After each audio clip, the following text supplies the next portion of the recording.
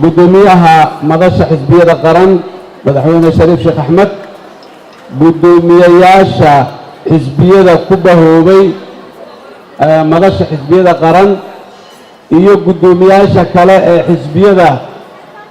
qaran ayagana mas-uuliyiinta ka ah ee nagala soo qayb galay xafladdan labada gole ee baarlamaanka bulshada rayidka qaybaheeda kala duwan dhammaan waxaan idin leeyahay mar kale assalaamu calaykum waraxmat ullaahi wabarakaatuh salaan ka gadaal wax badan oo munaasabaddan ay mudneed maanta muxuu ahay halkan waa laga jeediyey waana laga sheegay aad iyo aad ayaa loo sharaxay madashana waa laga hadlay duruufta dalka maanta uu ku sugan yahayna aad ayaa looga hadlay hase yeeshee maadaama baahida dadkeennu ay u qabaan dowladnimada ay badan tahay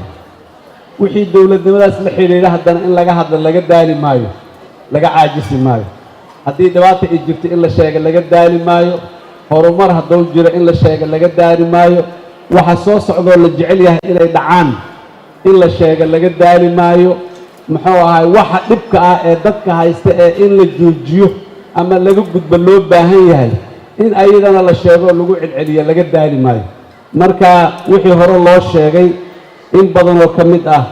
dadkii sheegay aad iyo aad ayay u qurxiyeen waana ku mahadsan yihiin waana uga mahad celinaynaa alla ilaahay waxaan rabaa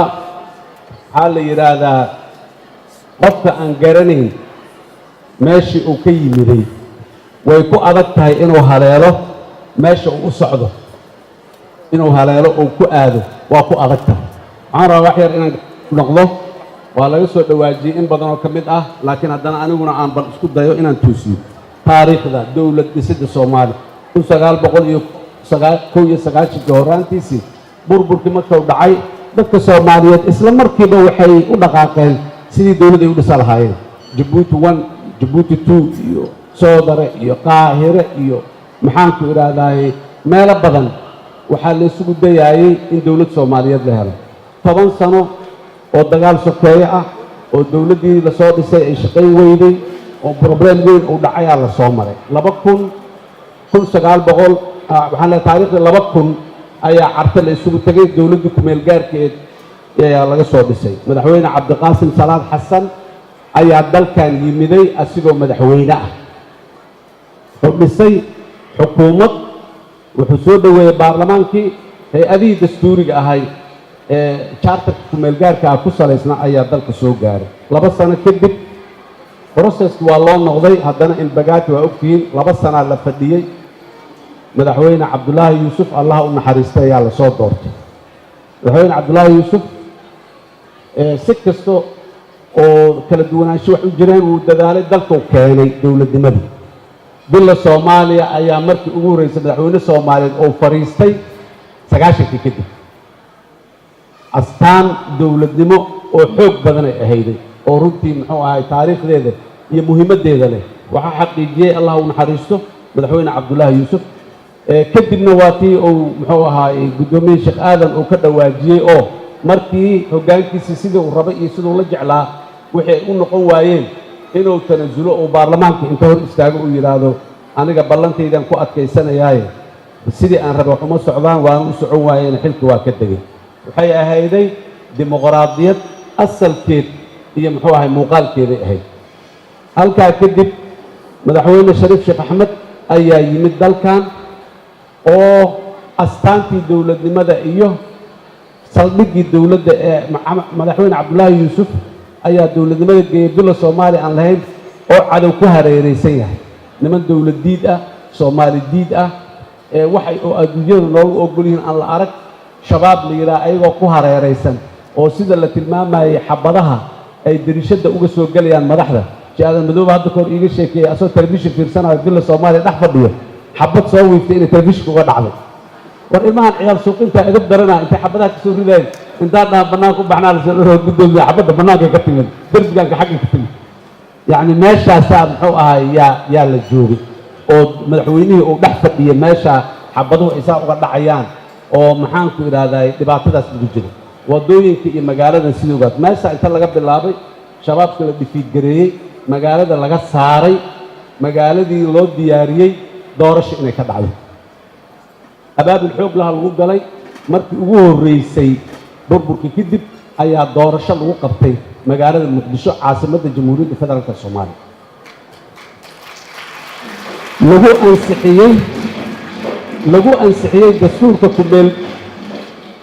lagu ansixiyey dastuurka ku-meel gaarka ee maanta aan ku dhaqmayno baarlamaankii ugu horreeyay dalka dhexdiisa lagu doorto lagu magacaabo lagu sameeyey doorashadii ugu horreysay oo madaxweynenimada halkaa ka dhacday doorashadii markaas dhacday anigaa madaxweyne ku noqday madaxweyne sheekh shariifne sidii la ogeyd oo maxaan ku idhaha dimuqraadiyadda iyo habraaca wanaagsan lahaa ayuu aniga xilka iigu wareejiyey doodka ma jirin isqabqabsi ma jirin cid ku dhimatay iyo cid ku dhaawacantay iyo cid lagu caayay midna ma jirin dastuurku meel gaara dalkioo leh maxaan ku idhaahdaayey caasimaddii la degan yahay shabaabkii caasimadda laga saaray bannaanka uu ka joogo laakiin duruufihii kale dee dalkoo dhan iyo wixii ay ayadana ay cakiran yihiin intaasaa fursaddii intaas la ekaata qor isu dhiibkii halkaa ka socday ayaa aniguna khayr allah siiye madaxweyne shariif uu qoriga ii dhiibay wixii aniga iyo dowladdii markaa timidna la dadaali karayo dhammoo dadaal ah ayaa la sameeyey shabaabka intaan sii riixi karna waa riixnay waqti iyo fursad umaanaan helin dalka dhan inaan ka xorayno laakiin si rasman caasimadda uga sii fogeyno dagaallo kale iyo qaabdarradiisii argagixisada la xidhiirsaneeda way jireen dalka dowladnimadii hay-adihii dowladnimada inaan dib u dhisno ayaan bilownay dalka hay-adihii maamulka oo dhan bangigii dhexaa la xoojiyey guddi madax bannaanoo bangiga maamulo talooyinkiisa gaaraa loo sameeyey xafiiskii xisaabiyaha guud iyo xafiiska hantidhowraha guudaha dib loo habeeyey loo abaabulay dhallinyaro soomaaliyeed oo lagu soo xuray aqoontooda lagu soo xilaa mas-uul looga dhigay ayadoo weliba hay-ado caalami ah ay kor joogteynayaan dhallinyaradaas xulitaankoodii si ay u noqdaan dad maxaan ku dhahdahay qualified oo professional ah oo hogaamiya meeshaasoo kaleo aan u baahnayn in 4.5 iyo qabiil iyo wax lagu saleeyo ee aqoon lagu saleeyo dalka soomaaliya ciidamadeena amniga askariga dibaddaa lagu soo tababari jiray waxaan suurto gelinay in dalka gudihiisa lagu tababaro askarta aan dhahno oo askari dabla ah dibadda aan loo qaadin xerihii dib loo dhiso annaga waxaana lagu wareejiyey xero tababar oo dhisan jenaraal dhegabadan allah u naxariistee xerada loogu magac daray waa ballaarinay middii jenaraal goordana la dhisay middaas kaloo maxaan ku ihahdaay walaalaheen turkidu ay noo dhiseen iyadana halkaa ku taalo ordogan la yidhaaha la dhisay kismaayo xero kaloo tababar laga furay baydhabaa laga furay meelo badanaa laga furay askarta in lagu tababaro dalka gudihiisa saraakiishana dibaddana loogu soo tababaro waa la suurtogeliyey waa lagu guulaystay saraakiil badan oo hogaamiyayaal oo maanta ciidamadeenna amniga hogaaminayo ayaa mashruucaas ku yimiday askarta inta joogta badankoodana xeryaheennaas tababarkaa oo wiilal soomaaliyeed oo tababarayaala ay joogaan ayay ka soo baxeen ajnabigii tababarka laga saacidayey oo matalan yugandho loogu qaadi jiray askartane inay halkaa yimaadeen askarta halkaa noogu tababaraanaan weydiisanay waa la dalka nidaam federaal oo qaatay laakiin maalintaas dowladda puntland aa jirta 4 dowlad goboleed kalaa dalka laga dhisay maanta structureki federaalku waa dhammaystiran yahay dalka waxaa laga suuro geliyey adeegii bulsho isbitaallo cusubaa la dhisay qaarkood madaxweyne shariif uu soo bilaabay qaarna muxuu ahay xilligeenna annaga aan ku darnay jaamacaddii ummadda soomaaliyeedaa dib loo furay ayadoo lagu furay bajet soomaaliyeed oo dowladda soomaaliyeed leedahay maanta dhallinyaro soomaaliyeed oo kumanaana ayaa dhigata jaamacadda ummadda soomaaliyeed oo dowladdu ay leedahay imtixaan midaysan oo dugsiga sare ah ayaa suurto gelinay shahaado midaysan ardayga soomaaliga ee dibadda waxbarasho u doonanaya iyo midka inta imaanaya inuu helo ayaan suurto gelinay lama siyaasadaynayn lama riixaynin siyaasad laguma xidhaynin maxaan ku idhahdaa dalladihii iyo dadkii waxbarashada hore u ahaya ayagoo karaamaysan oo raalli ka ah ayaa inta laysku yimid sidaa lagu waxeeyey waxaa lagu waxay ahayd walaalow iyo ra'yi la isku darsanayay iyo dadku rabitaankii dowladnimada oo ay rabeen waa daliil dadka Soomaaliyeed mar walba dowladnimada inay u dhagan nugul yihiin intaasoo dhan dowladda Soomaaliyeed ayaa samaysay iyo in kale ka badan hadda inaan ku sii daaho waqti badan ku sii dhumiyo aanan rabin madaxweyne maxamed cabdullaahi farmaajo iyo dowladdiisii oo labada gol ee baarlamaanku ay ka tirsan yihiin ay ka mid yihiin madaxweynaha iyo waxaa lagu wareejiyey dal sidaas ah oo isla socda oo nidaamkiisii federaalka ay dhaqan galsan yahay bilaaban yahay si fiican oo hay-adihiisii maxaanku idhaha maaliyadda dhisan yihiin oo kuwiisii amniga ay dhisan yihiin oo kuwiisii maxaanku idhahdaye dastuuriga ahay ay dhisan yihiin ay qaabaysan yihiin 5,000 oo shaqaalo rayid ah oo garaado lacag ku qaato oo aan ahayn lacag siman shaqaalaha laga simo aan ahayn oo gareed lacag ku qaataan keennay maanta 5,000 ay joogtaa waata haddaatan halkan laga dhawaajinayo qof laguma darin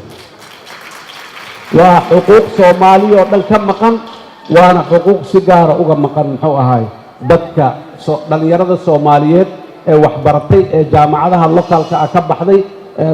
si local master's degree ku qaadatay oo weli u sii taagan oo dalka weligood aanan ka bixin baasaboor ajnabi ah aanan qabin ayaa muxuu ahaa xuquuq ka maqan ay tahay arrintaas waxayna u baahan tahay in dib loogu noqdo sidaas dowladdaas isugu habaysan isku toosan laakiin dabcan waxaan qirayaa in wax badan ay dhinaayeen wax badanaa dhinaay laakiin waa xasuustaan halhayskeenii berigii doorashada ay socotay ee ahaa muxuu ahaa qaabyo ninkeedaa dhammaystira dowladda dhisiddu madaxweyne cabdiqaasim salaad xasan ayadoo qabyo ah ayuu madaxweyne cabdullaahi yuusuf ku wareejiyey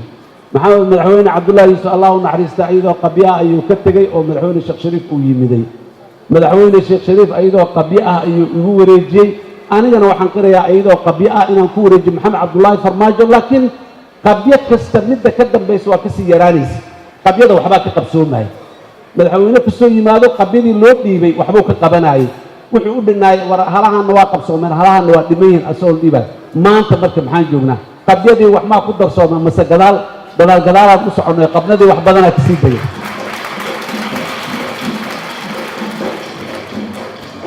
sanadkanoo kale 2016 doorashadu markay hal sano ka dhimeen social media waa lagu arkaan u malaynaa khayr allah siiye muxuu hogaamiye cabdulqaadir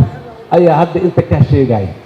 yacni dad badan oo madaxa oo qaarkood ra-iisul wasaarayaal soo ahaayeen oo in badan oo ka mida wasiirre ay soo noqdeen oo in badan oo ka mida dowlad goboleedyada ay ka soo shaqeeyeen xildhibaanna soo ahaayeen ayaa ku jiray tartanka dowladnimada maalin walba annagu waxaan marna aanan isku dayin isku mashquulinin in aan ka raadinno guul in qofka Soomaaliga la caburiyo ama xuquuqdiisa lagu tagfalo dastuurka professor Xasan Hadaatu inta laga tusayay waa qabyo wax badanaa ka dhiman wax badanaan caddayn laakiin afartii kutii loo caddayd haddaan dhowri weyno waxa dhiman goormaan dhammaystirina goormaanan dhowrina dastuurkaas wax badan uu qeexayaa xuquuqda aasaasiga ee muwaadinka Soomaaliyeed gabar iyo wiil sheekh iyo shariif meel kasta uu joogo waa ku tilmaaman tahay xuquuq siman inay leeyihiin waxa annaga maalan hadda dadka siyaasadda Soomaaliya ugu ogaalka badan ama ugu waaya aragnimada badan aan nahay odayaal siyaasadeedaan si aanay dhibaato dastuurku wuxuu qorayaa muwaadinka Soomaaliyeed wuxuu xaq u leeyahay muwaadiniinta Soomaaliyeed xaq u leeyahay inay isu tagaan inay biyo abaabushaan inay urur samaystaan inay shiraan isku tagaan markaasuu si cad wuxuu u leeyahay fasaxna uma baahna si ay saas u yeelaan waa isu tagaynaa inaan dhahno fasax uma baahna ayuu dastuurku qorayaa ومع ذلك ظروف بريها جرتي iyo sida ay u fikiraan dawladdeena annagoo aragnay iyo hogaamiyaasheena dawladda qaarkood dhibaatana ka cararayna fasaxan weydiisana dawladda maanta meeshaan in la isugu yimaado sharciyan fasax uguma baahnin laakiin haddana yaan laga balaayo abuurin oo aan laga waxaynin ama dadka Soomaaliyeed intii yaroo xoogaa garaadkoodu siyaasadeed aanu kor ahayn yaan loo been sheegin awgeed fasaxaan ka soo qaadanay wasaaradda amniga maanta fasaxaasaan isugu nimidaan meesha ku joognaa waa cararnay waa sii cararaynaa waana laga ninkii ninka tooreyda ku eriyey muxuu yidhi war walaalow waxaan la rooraay naftaadaa ku jirtee iga har dowladda waxaan u sheegaynaa waxaan la roorayno jiritaanka dowladnimadaa ku jirto dhowraynaaye yay jadda lagu sii geyn hanaga harto markaan ka dhacay muwaadiniinta soomaaliyeed markaan saas leeyahay annaga markaan leeyahay waxaan ka wadaa muwaadiniinta soomaaliyeed aadaa loo tilmaamay wax kasta xaday leeyahay dulqaad kasta xadow leeyahay adkaysi kastana xadow leeyahay in aanan la samaynin waa rabnay marka dowladdii sidaas u sukubaysay annaga waxaan rajaynaynay dowladda uu hogaamiyaha ka yahay madaxweyne maxamed cabdulaahi farmaajo madaxweyneyna federaalismka inay sii dadejiso oo maanta degmooyinka jamhuuriyadda o dhan maamulle ay leeyihiin si shabaabka loola dagaalamo oo loo waxeeyo federaalismka markii la abuuray ugu yaraan caasimadaha dowladaha federaalka waa ammaan qaarkoodna degmooyin badan oo dowladahaas ka tirsanaa ammaan ah oo meelo yaryar ayaa cadow ku harsan yahay dowladnimada in la sii wado oo degmo la geeyaahay waxay ahayd waxa dhimanay ahayd saddexdii lakab ee dowladnimada dowladda dhexe dowladda federaalka iyo dowladda deegaanka local government waxa la lakabkii dhinaayo ahaa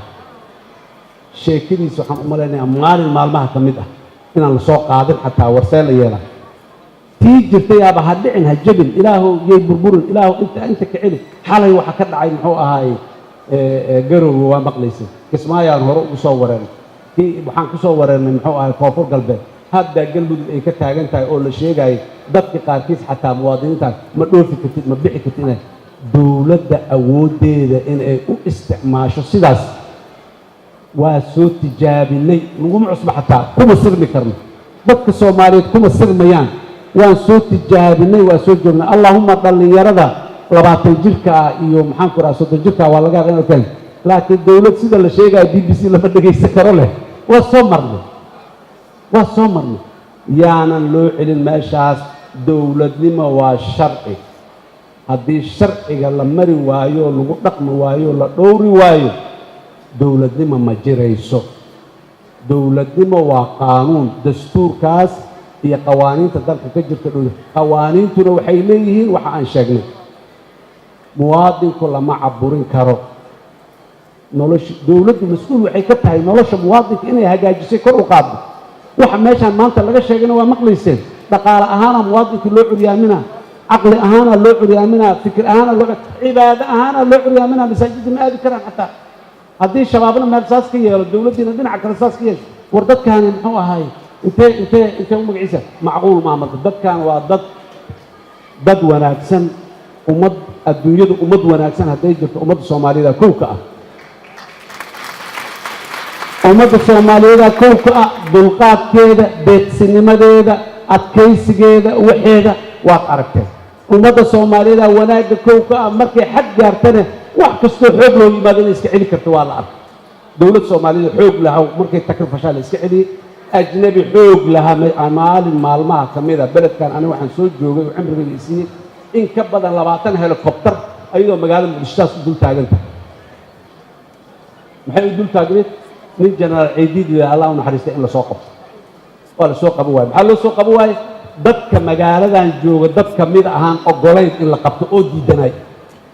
bas hal nin maa la soo qaban wayna hal nimoo dadkiisa laafyoonaya waa la soo qaban kale sax ma u ahay khalad ma u ahay inta ma u ahay ma aha laakiin dadkan waxay awoodaanay daliil u tahay qudrada iyo awoodda dadkan ay leeyihiinay daliil u tahay waxa ay rabaanna inay suubi karaan waxa ay diidan yihiinna inay iska diidi karaan marka dulqaadkii xuduuddii dulqaadkaa weli lagu dhex jiraa waxaan rajaynaynaa annagu marka dowladda maxaan ka rabnaa madasha xisbiyada qaran waxay u taagan tahay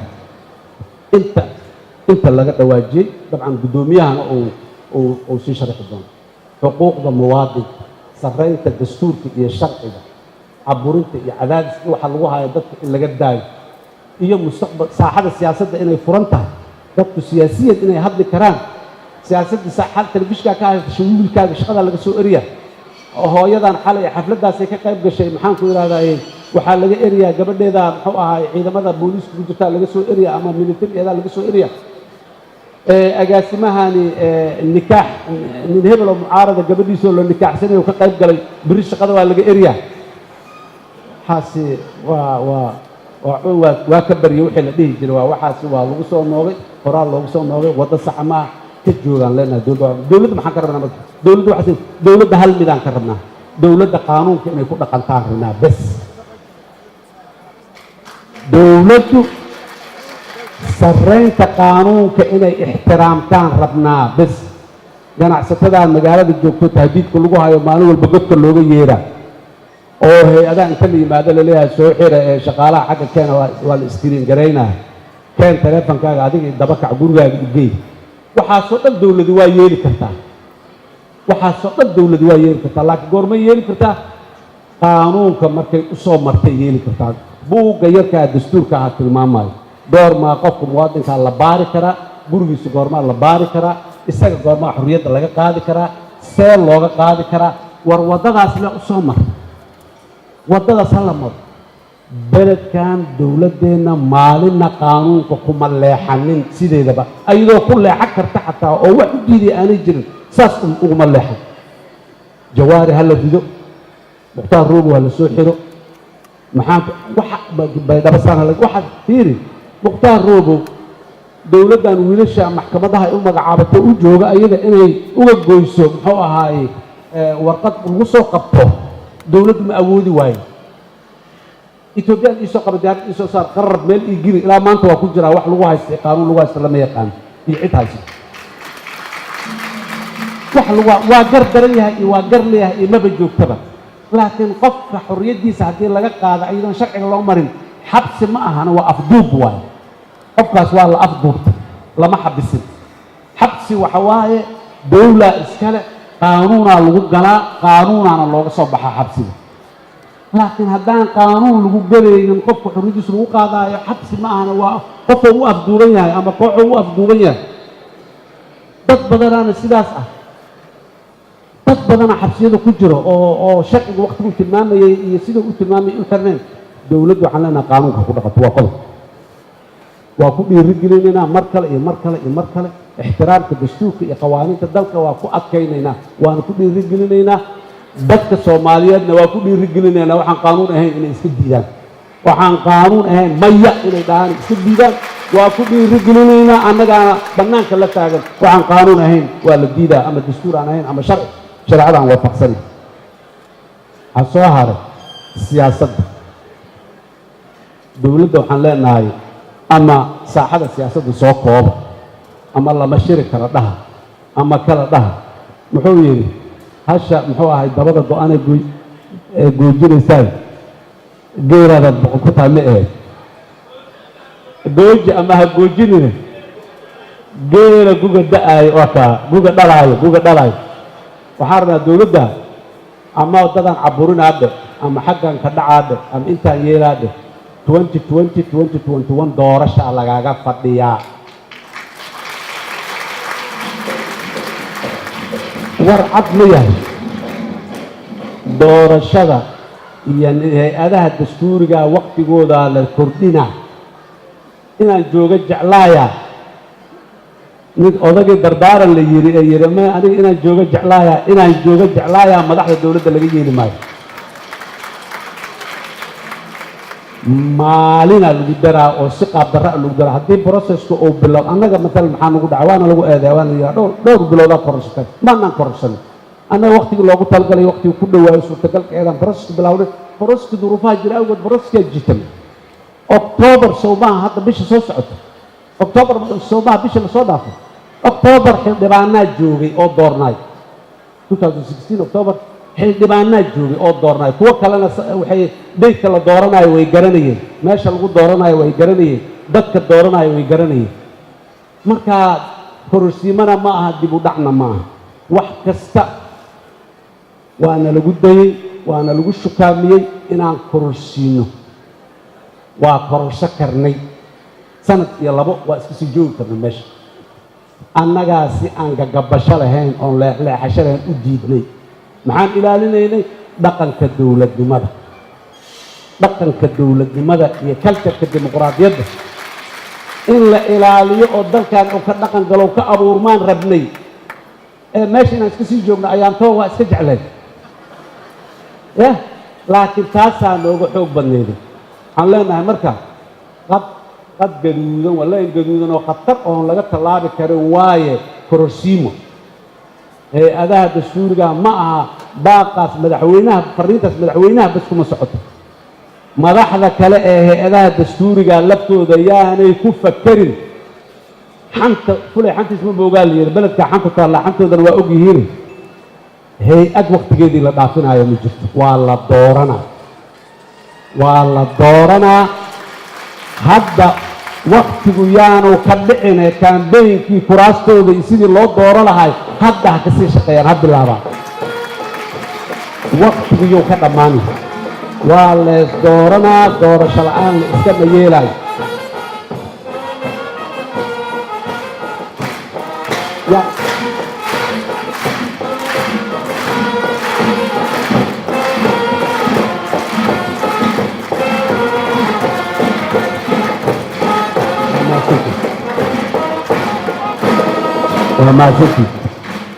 marka doorasho waa waqtigeedii taas waa ballan biyo kama dhibcaan ah waxaan ka rabnaa dowladdu inay sheegto sida laysku doorana bas ayada waxa laga rabo waxa waaye sidaana laysku doorana sidaasina sida ay noqonayso haddii qaanuun tilmaamayo diyaar uu jirana qaanuunkaasaa loo hoggaansamaa qaanuun tilmaamaya hadduu jirinna talay ka rabtaa talay dowladdu ka rabtaa go-aan kama gaari karto waxaan qaanuun ku salaysnayn oo dowladdu ay go-aan ka gaari karto ma jirto baarlamaanka federaalka ah waa sharci dejin wuxuu wakiil looga yahay sharci inuu dejiyo sharci hadduu dejiyo sharcigaas haddii la isla aqbalo oo ka soo baxo baarlamaanka uu shaqayn karo waa aqbalsanna haddaanu sharciga shaqayn karin ama aanu jirinna talay ka xigtaa dowladda iskama laha iyada waa dhamad dowladdu waa khaadim waa adeege waxay ku adeegtaa qawaaniinta loo dhiibay ku adeegtaa qawaaniin hadday weyso saan wax yeelnaahay leedahay waa soo noqonay dadkay u soo noqonay saan wax leedahay iskama sii socon karto waxaan rabnaa kororsiima inayna dhicinaan rabnaa doorasho inay dhacdaan rabnaa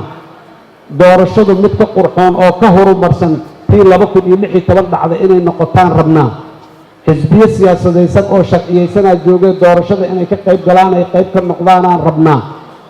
intii doorashada meesha ugu fogoo la geyn karo iyo nambarka ugu badan ee soomaalida ah ee codayn kara inay codeeyaanaan rabnaa waxaasoo dhan in laysla cadido laysla cayimo waxay u baahan tahay in laga wada tashaday u baahan tahay mar kale iyo mar kale waxaan hambalyaynayaa dabaan guddoomiyaha madaxda madasha ee isku timiday ee abuurtay isu tagaas waxaan sidoo kale aad iyo aad baaq ugu jira walaalaha xisbiyada soomaaliyeed intii madashaan ra'yigeeda la quman yahayne madashaan ha ka mid noqoto intii aanu la qumaninoo ra'yi ka duwan qabtane ixtiraam uu leeyihiine intay isku ra'yihiin madal ha samaystaan oo ha isu tagaan ayaguna muhiim ma aha cid walba in ay madashaan ku soo biirto laakiin ciddii ku ra'yi ah madashaan waxay u taagan tahay dukumiintii ajira la soo saaray maanta la qabtay intaasay u taagan tahay xisbiyadu xisbi walba ajandihiisii gaarka ah waa leeyahay meeshiisiina waa u taagan yahay laakiin madashaani wax ka dhaxeeyo ay ku midaysan yihiin isaga ra'yi yihiin ay wada dhaqan gelinayaanaa jiro ciddii la qabtay intaas walaalayaalow aan iskaashanno xoogga aan isu beerin ciddii ra'yi ka duwan qabtana ra'yigaagaas ka duwan waa fiican yahay ciddii kula qabta adigana la midow oo wax kala la noqo kaliga ha iska taagnaani kelidu waa laga fiican yahay intaasna waxaan ugu baaqayaa walaalaha soomaaliyeed ee xisbiyada ah ayaan ugu baaqayaa waxaan leeyahay mar kale dadka soomaaliyeed wanaaggii waa soo dhow yahay guulihii waa soo dhow yihiin ha dulqaateeno midnimada soomaaliya dowladdaani meeshii waxyaabaha aan ka xumahay waxyaabaha ay ka mid tahay meeshii aan uga tagnay midnimada raadinteedii helitaankeeda waa halkiisa laakiin raadinteedii meeshii aan uga tagnay lagama dhaqaajin waa jeclaan lahayn maalmaha haray inaan aragno midnimada socotay qodobka koowaad ee mabaadida ay madashaan ku midaysan tahay waxaa ka mid a raadinta midnimada soomaaliyeed ummaddan midnimadeedii ayaa number 1 ka ah mabaadida muxuu ahay 8 qodob ah ee ay muxuu ahay madashaani ay isugu timid oo ay ku midaysan tahay nasiib darro wax badan lagama qabanin bal waa la sii fogeeyey colaadaa la geliyey dowladnimada waxaan haddaata sheegayna lama dhoofi karo kan inta ka baxaa inta kama bixi karo kan inta yeelaayo inta ma yeeli karo madaxweynaha ma rabay ha layga tuuro mid kale hala keeno dowladnimada waaye aragnimo waaye hana la warsado madaxda waxaan u sheegaynaa qofna shaati asiga ku jin ah oo dowladnimo ma tolo karo shaatiga dowladnimada waa ready made meeluu suran yahay qofkii uu laji yahaa gashaa laakiin qof gaar ah oo asiga inta isku cabiro gasho mid asiga u gaara ma jiro mid soomaaliyeed oo soomaalida leedahay oo tolanaa jiro kaasina si dimuqraadi ah lagu gaaraa oo ku yimaadaa ninkii geeyaa galaaye yaana madaxweynahan iga tuur ee kan ii keen ee kaas xagga guddoomiyahan baarlamaanka tuur kaas keen iyo sarkaalkan iga raacday iyo xaakimkan iga keen iyo maalin walba sarkaalkan ninka mucaaradka muu salaamaha ha laga qaado jagada ay kana masaas war waxaasi waa hortii jiraa soo waayey marka waxaan leenahay aan waqtiga isagu dhuminin 21 sano dowlad dhismeedaa waxaasi ku guuldaraysatay ku shaqayn weyday waxay guushaadu waxba ma tarayso hadday marka dambe guuldarro ku dambaynayso inkastoo soo jirto aakhirka hadday guuldarro ku dambaynayso oo cawaaqib xun ay ka tegayso waxba ma tarto waxba ma guul ma aha guul waxaa ah midda adigoo karaamaysan saddexdii mabda ee xukunka uu lahaa war si sharciga meesha ku imaaw intaad joogtidna si sharciga ku maamul markaa ka tegaysidna sharci si sharciga ku wareeji inta layska rabo dhan ba intaas waa intiaan midaan tuuraa dhardhaarkan saddexda dhagaxa midaan tuuraa haddaad tiraahd daraga asaartida kaa dhacaya adigana aad iyo aad aa umahadsantihiin wasalaamu calaykum waraxmatullahi wabarakatu